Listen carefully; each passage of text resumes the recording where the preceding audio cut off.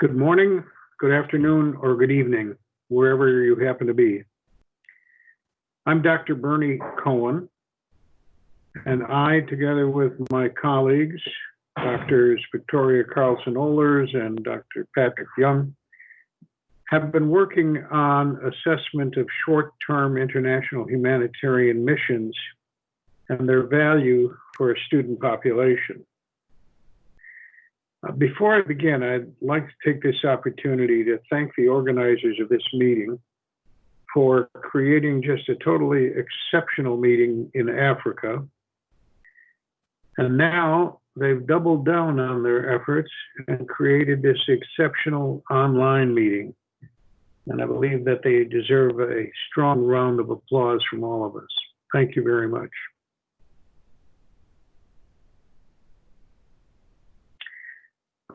In accordance with accreditation standards, we have no conflicts of interest to disclose.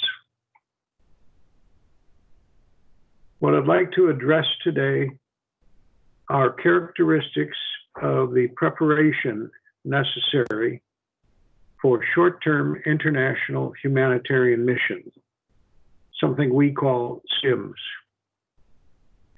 STIMs can be categorized as either medical mission, engineering mission, or religious mission. And their purpose can be further described as being for healthcare, infrastructure, proselytization, or service learning. In any event, the goal should be to provide meaningful assistance to the host countries and their residents. As we reviewed the scholarly literature on STIMs, we found the first school of thought to be that STIMs are really nothing more than voluntourism, and that STIMs tend to benefit participants rather than the recipients. Of course, the second school of thought is just the opposite, and namely that well-planned STIMs benefit participants and recipients. And we believe that an appropriate academic preparation is the key to success in these endeavors. Subsequently, we developed a research protocol which would allow us to evaluate those characteristics. Our research objectives were to assess the undergraduate cultural and ethical training for STIMs. We desire to compare academic preparation to no academic preparation. And we wanted to look at the methods of preparation as being applicable not only to the initial countries that we evaluated, but to Africa and any other global region as well. As such, we created a course, SS 415CA, entitled Culture and Health in Central America. And while this was not a requirement of attendance on the mission, it was strongly encouraged because it would help us look at the outcomes of culture and history of Central America, of public health care policies, and of the principles of servant leadership or ethical principles of these missions. We believe strongly that most universities, other than extremely large universities, should create an NGO partnership, a partnership with a non-governmental organization that can help them navigate the waters of the minutiae of detail of taking a student body on these missions.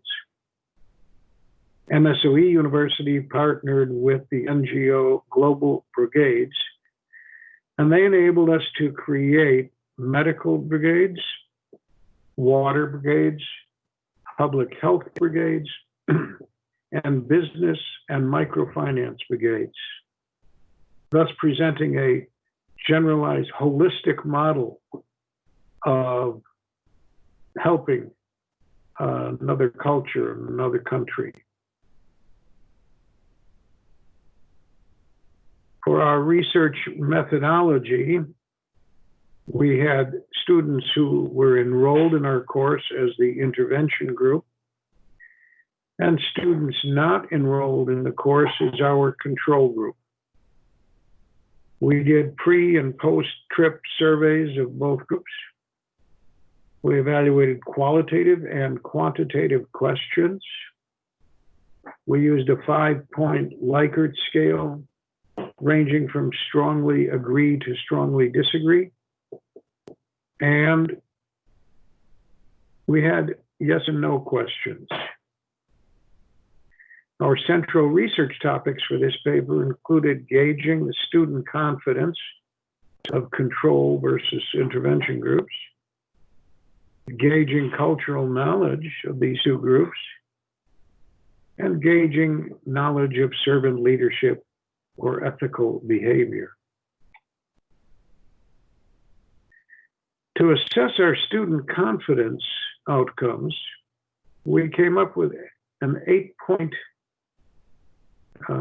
evaluation of our students' involvement, looking at how knowledgeable they were of the culture they were working in, how comfortable they were living in and working with them, how comfortable they were in developing relationships with the people in Central America, and whether or not they were able to communicate with those people, whether they had an appreciation for the culture, an understanding of the impact of poverty in that healthcare of that culture,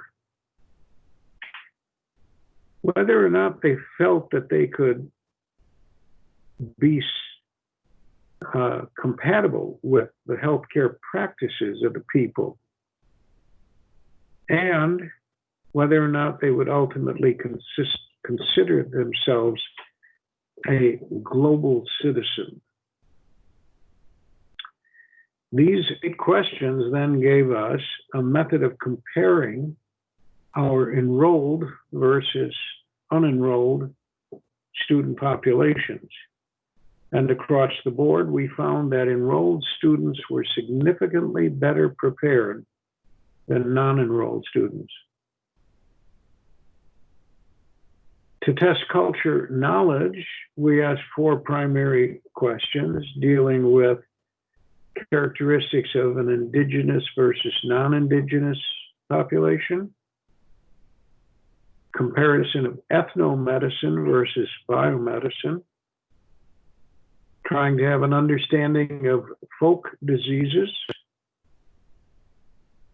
and trying to have an understanding of extricative labor systems.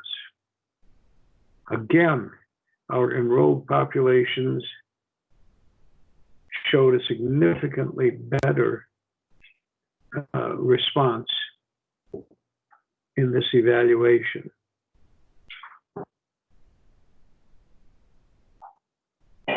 To test the ethics knowledge, we asked one question: whether or not they understood the definition of servant leadership.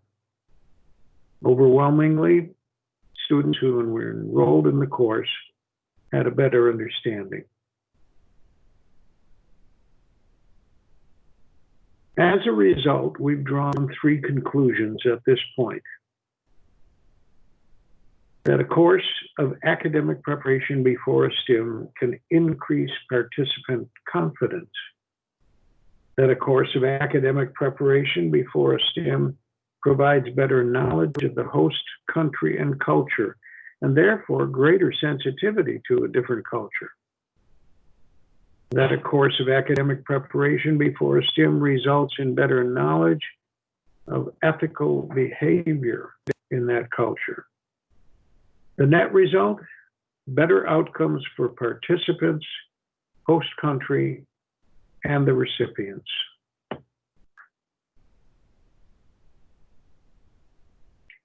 I appreciate the opportunity of speaking with you today, and I'd like to entertain any questions that you might have regarding our work. Thank you very much.